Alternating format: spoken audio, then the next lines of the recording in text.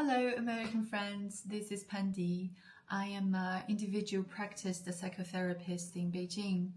First, I want to say thank you. I watched a lot of the videos that you shared on this platform recently, hearing you describing the refreshing, appealing, and healing experience that you have from those connected moments among this community. It also triggered me to think about why? How could all this happen? So I want to share some of my thoughts with you, and maybe we can have a discussion on that. The very connected experience that we all felt recently might has to do with a very different way of how Chinese people understand the relation between self and otherness. You know, we Chinese has a strange impulse, the urge to connect with the so-called insiders and outsiders. In our understanding, nobody can be excluded or pushed aside, since no one is essentially incompatible with the others. I remember there was a very interesting metaphor about the social relationship pattern once brought up by a very famous Chinese anthropologist called Fei Xiaotong. He described the Western society, how people group up together. It's like the bundles of firewood tied up. So the boundaries are very clear. But in Chinese society, we people grew up together like the ripples when you throw a stone into the waters. So the boundaries between the circles are very blurry. It's like a relationship of me in you and you in me. So what makes us feel good recently might just come from or has to do with kind of mindset. That is, there's no absolute alterity between me and you, between self and others. Self and others are both instincts, but will be intertwined in whatever way in the future, or we will make it intertwined in whatever way. But I'm not by any means saying that the Chinese patterns are better or superior now, because we know it very well that they cost us a lot of troubles.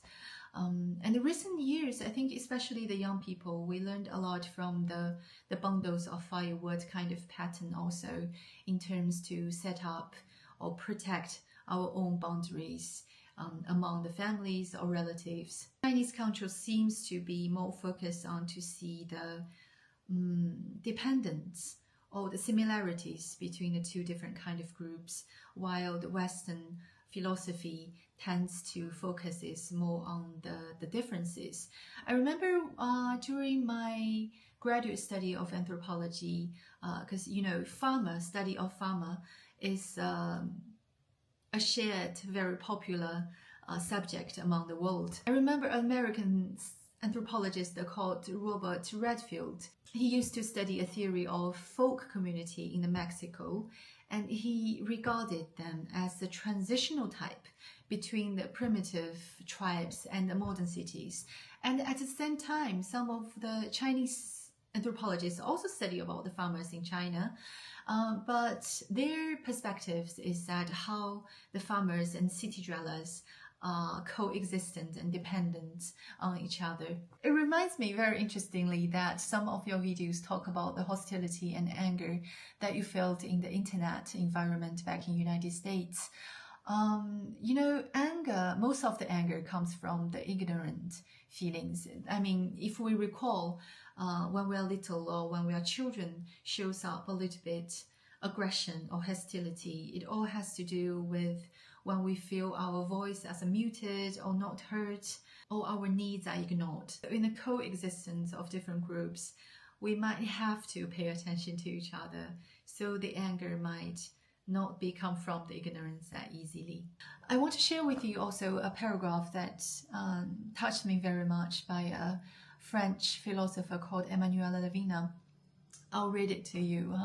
He pointed out, quote, "Only by taking the existence of others as the premise can we peek into the form and meaning of individual existence from the huge and mysterious existence of life.